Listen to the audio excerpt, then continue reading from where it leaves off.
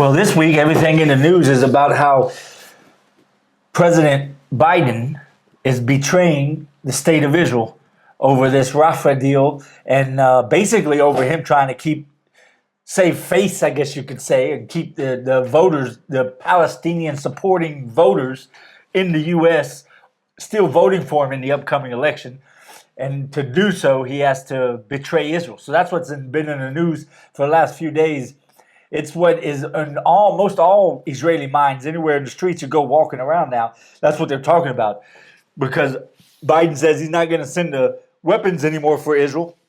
We know Israel doesn't produce our own weapons. So that means no more weapons for Israel. So now everyone in the streets asking, can we make it without America's weapons or not? Well, let's talk about it.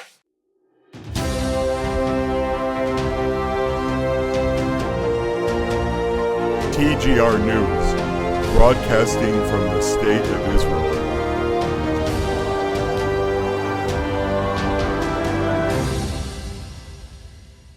Welcome back to TGR News. Hello, hello. Before we get started, let's say thank you.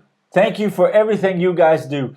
It is such a blessing. These people that we are feeding because of your support is such a blessing to them, to us, to you, to the nation of Israel, and to the Lord our God. As he said, it is the apple of his eye, and he blessed those that bless thee and cursed those that curse thee when he's talking about this nation of Israel. And you are definitely blessing in more than one ways. Not only are we giving them the food, but you're giving them love and support from the body of Christ, being a wonderful witness to them. It is such an amazing thing to be involved in.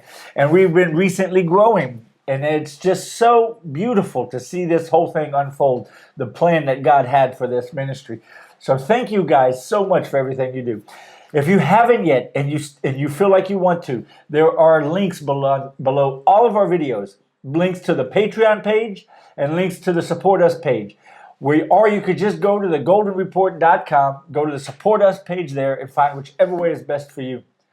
So God bless you all, and thank you so much for your help in these hard times that people's going through. So let's get started. Yeah, let's do it. This week was the Holocaust Memorial Day. I'll give you some stats. 133,000 Holocaust survivors are still left alive in the state of Israel. A very sad number is 2,500. 2,500 of these precious people that survived the horrors of the Holocaust actually went through all over again on October 7th when they went through the horrors of what Hamas did. Yes. So these were the Holocaust survivors that lived in that area where the Hamas came in. 2,500 went through their second Holocaust. Yeah. Oh, it my. is sad. And also the sad number that is 133 left. 133,000. Just last year we talked about. It was over 200,000. Yes. Yeah. Well, they are very old. That is and they were to children be expected. when it happened. Yeah. On Sunday, Hezbollah fired 64 missiles to Kiryat Shmone, crippling the electric grid of the area with a large amount of damage to the houses in these areas. Most importantly, one Israeli was injured in this attack. Remember that the Iron Dome is not used in the areas that Israel is evacuated. That's very important. Yes, also in military areas and in areas that evacuate. That's very important that you said that, because a lot of people, I'm sure everyone knows. Everyone around the world knows the famous Iron Dome. And it really does have amazing success rate. Nearly 100%, actually. Yeah. And so when people hear, I'm sure people get confused when they hear these rockets that hit the house and hit here and hit there. So it's very, very good that you said that, because it's true. First of all, I'll tell you what most people don't know is the first rule about Iron Dome by the IDF is the Iron Dome is only for the civilians. Over top of military bases and military areas, they do not use the Iron Dome. The Iron Dome is only to save civilian lives and casualties. So over anything that's IDF, the Iron Dome is not in effect. And in like Kiryat Shmone, we see all this hit in Kiryat Shmone from Hezbollah, which is Kiryat Shmone is a the biggest city, the furthest north, the biggest city in Israel we have right next to the Lebanon border. Well, it's been evacuated. So they don't do the Iron Dome. It's cheaper for the IDF to fix a house than it is to shoot the rocket down. So they let them go through with the evacuated area. So it's very good you brought that up. Also on Sunday, Hamas fired more than 10 mortars from Rafah to Keren Shalom crossing.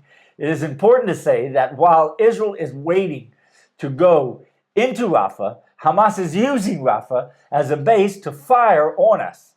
Also, just recently, Israel had spent large amounts of money, our money, tax-paying money, to rebuild the Keren Shalom crossing after the 7th of October when Hamas destroyed it, to be able to send the humanitarian aid into Gaza, showing how they really don't need this humanitarian aid. They know exactly where their humanitarian aid is coming from.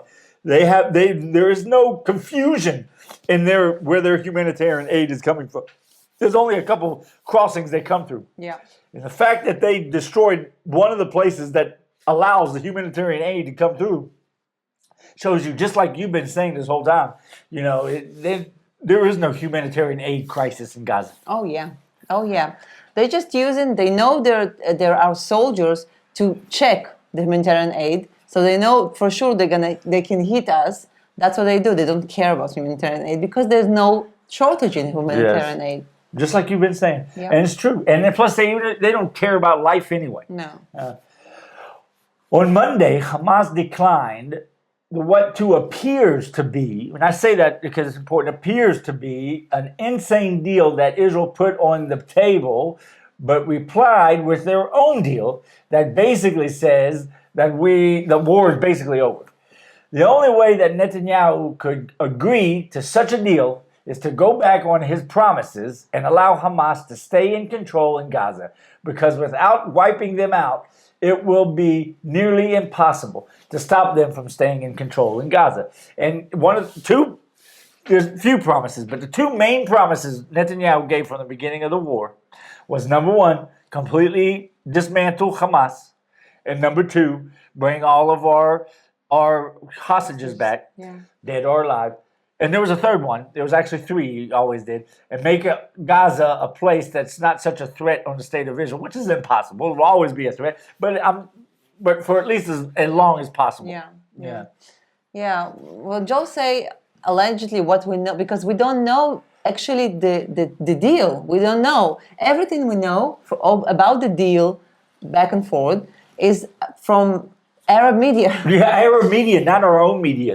Israel's not putting it out. Yeah. So we don't know. And it sounds like we agreed to something, and then Hamas just came up with a brand new deal that they decided, and they showed it like they agreed to a deal, but they didn't agree to a deal. They just came up with brand new deal, different deal that we in the past didn't agree to. Right.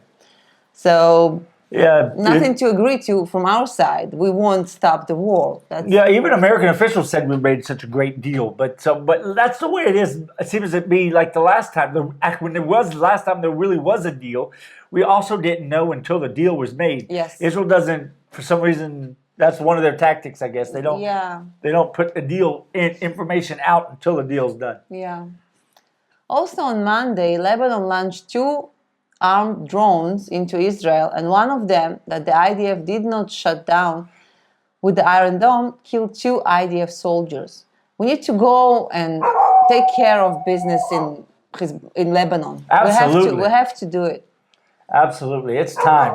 Yeah. Well, in the beginning, I didn't understand why we don't deal with Lebanon right away. I agree. And I felt like from the government, from the IDF headquarters or whatever, I felt like we just don't want to do together Gaza and Lebanon. We want to wait. We want to separate. I never believed that anyway, because Israel, it seems like all of Israel's big wars have been on multiple fronts at the same time. Yeah, 5, 6 armies. And and the only difference between then and now is we're even more capable and more ready and have more abilities to do things than before. So I never believed that Israel was afraid or didn't want to. Israel as the ability of the IDF, for example, are afraid or didn't want to do that. There's something to do with our leadership that they decided not to do that. Yeah. Which, like we said, just because you support someone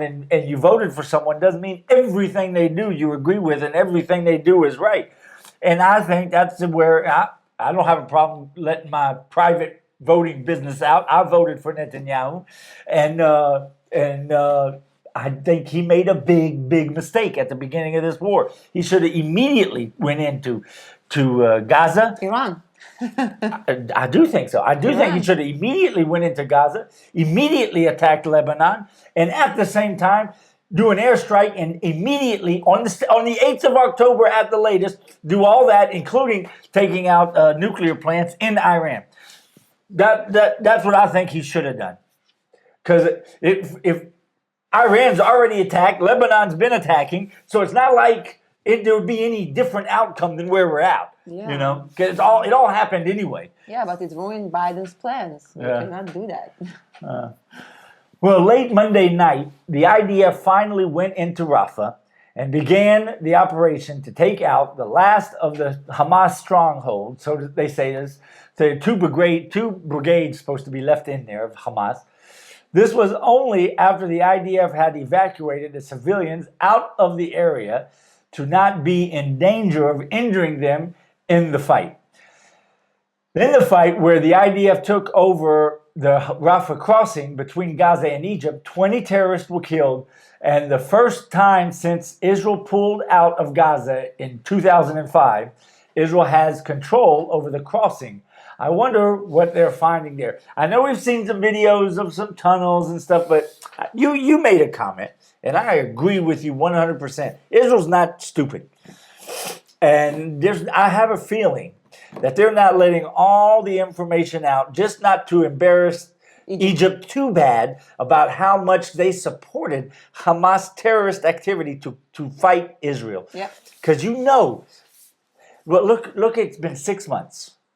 Hamas has been at war, and this Gaza's small area. They don't have we don't even are allowed to have our own missile factories and rocket factories. So they're not allowed to. We have to get ours from America. So where are they getting theirs from? The only other border they have no seaports, no shipping coming in and out. The only other border they have is Egypt. Yeah. So it doesn't take a genius to figure out where all their weapons is coming from. Oh yeah. Yeah. Yeah. Well, we'll probably won't show all the information, but I think we have to show some kind of achievements, right? Right. So if nothing else, to the people of Israel. Yeah. And people of Israel know. We know. People of Israel. It's not stupid. Yeah. Well, where does it come from? And they're still firing. Where has it been coming from for the last 6 months? Where are they replenishing? Because we keep getting replenished from the U.S. The whole world knows about that. Yeah. So where they get replenished from during the war? Yeah. Yeah. Yeah. Well, I wonder if anyone's going to talk about that in the universities in America. Probably not. On Wednesday, the Biden administration began to pressure Israel as punishment for going into Rafah. They even made a sort of ultimatum, and if we continue in Rafah, then the U.S. will not give us needed shipments of weapons we need to protect ourselves. All of this while we are still under attack, and north from Lebanon, where it seems every day Lebanon escalates the situation more and more. Israel and Jews are under attack everywhere these days. Yeah. Yeah. We know that we've been attacked from Hezbollah, we've been attacked from Iran, we've been attacked from Hamas. We know that. So I don't understand how Biden, how the way he thinks, I just can't go inside this man's head and well, I don't think you want to be in there too long. I think he's gone senile. You lose yourself in there. But Well, I can't. Yeah, me too. I can't say something about Biden without being disrespectful, expressing my, opinion about him, because everything he said from the beginning, all his dons in the beginning, he don't stand behind his word, even one word. I remember, and I can show you even links, that he said, we will supply Israel with whatever they need Yep, to protect themselves. Yeah. And now he's a complete... Well, I'll tell you what, though. I'm going to start off with something shocking. I'm not mad at Biden. I don't have a problem with Biden, the guy that's sitting there as the president. And I'll tell you why. I actually feel sorry for the guy. Now, we can go back and I can argue and I can complain and I can tell you all the things I don't like about Biden, all the things that he did all the way back from the Yom Kippur War, where he almost, you could almost prove that he tried to get Israel completely destroyed.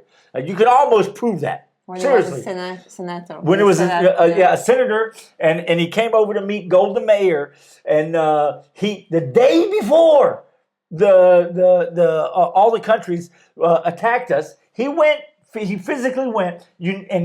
Now looking back, we already know that their militaries were in a mass blitz moving towards Israel, tanks, everything, large numbers of troops. So he had to have seen it. It's impossible to travel through there without seeing the entire country's army moving.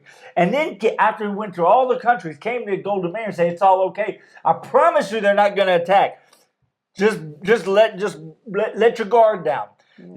So there's a lot of things we can talk about Biden, but I'm actually not upset with the guy now. No reason is I don't think he's there. We on one hand we say everyone says he's senile, but then other hand everyone's mad about him like he's accountable for his actions. He's either or. He can't be both. He's not accountable for his actions because he's not there. Someone else is at the helm. Someone else is pushing. Who's ruling? Oh well, most of the world, I think we all agree, is mostly Obama and the rest of that group, right? So. But that's why I don't have a problem with Biden himself, because I don't even think he even remembers that he is the president. Yeah. Look at the guy. Well, anyway. Let's talk about Blinken. Okay, let's talk about Blinken.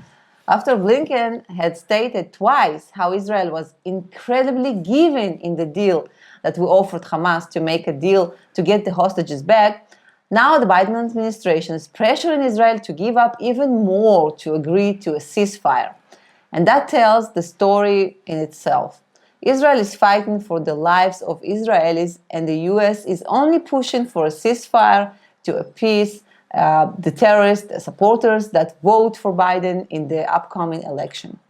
Not only that, they're empowering Hamas by all these statements that we will delay, and they already delayed. They withhold one delivery of the weapon. They already did it. Already started.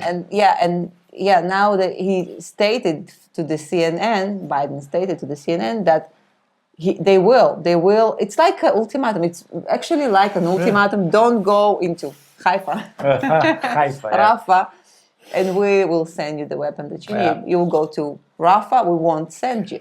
Yeah. So this statement by itself, or right away, hardened the opinion of Hamas, the state of Hamas. Yeah, it gives them legitimacy to think, oh, look, they actually see that. They say, oh, America now is on my side. That's what Hamas sees. Yeah. Yes. Absolutely. Iran attacks us just after. Also, some kind of that. Biden was pushing Netanyahu to make a deal. Then Iran attacked us. Exactly. The thumbnail, the picture, or the title of this video is how Biden betrayed Israel, right? It might sound drastic, but it's something important. First of all, that's how Israelis feel this week. Israelis today are walking around talking a lot about this. They're talking about it's way up in priorities because you're talking about the existing or not existing, life or death, right? So it's definitely in the conversation about how Biden has betrayed us. But what's important is that's how the Israelis feel right now, and even though it's true, it's important to listen to what they're saying, because most of them are saying, and they almost all are saying Biden, not America. Most Israelis know that most of America stands behind Israel. It's the Biden administration that's the problem. Yes. Yes. So it's important to make that difference because it's true, and definitely like this ministry, the people that you help, they can't say they feel like America's against them. Abandoned, The yeah. world's against them when strangers are feeding them, right? Yeah. Amen again to that. So it's important to say that Israelis here differentiate between America and the Biden administration. Yes, Yes. yes. And even officially, when talking about Biden, of course, officially, they say we thank Biden for everything he does because because we cannot take it out from him.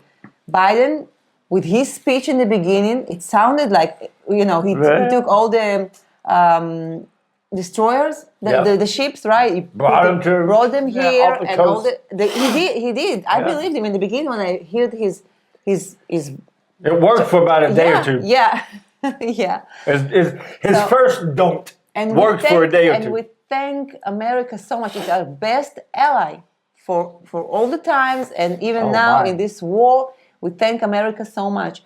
But Biden is just so blind to the Middle East. He don't understand what's going on. You're talking about a man like you think he's I there.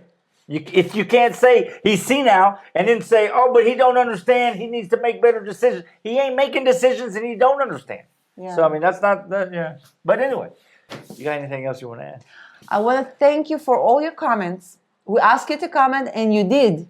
You did. You asked questions, and we like to have a conversation with you. So if there's something that you're interested in to talk about, to ask for next video, I don't know, any subject that you heard going on, that's a good idea too. If anything you hear, please comment. Please also share this video. It's so important. It will help more people. We want to feed as many people as we can. Amen. Help as many people as we can. You heard about all these Holocaust survivors. It's so sad. They also need our help. And this is something that we think about too, right? Of course. Yeah. Yeah, well, Ola, she don't talk about it, but she just came back today. She cleaned a group of ladies that you went with to clean up houses that were affected by the 7th of October near Gaza. If you think about it, it's just same old. It's you cleaning up part of my mess because I was down there making a mess. And you just went down. I'm cleaning up Hamas mess. I messed up a little bit too when I get Hamas out of there. Well, actually, many soldiers, they left a little note. Yes. Thank you for letting us use your house. It was so touching. But those people, some people are they cannot see the house. They cannot not go inside. So they ask some people to help. And we just trying to help. So helping clean up the horrors before the families come and see the hard facts. It's a really wonderful thing you guys do. Well, that's it. Yes. Okay. Well, don't forget to join us on thegoldenreport.com. And until next time. Shabbat shalom. God bless.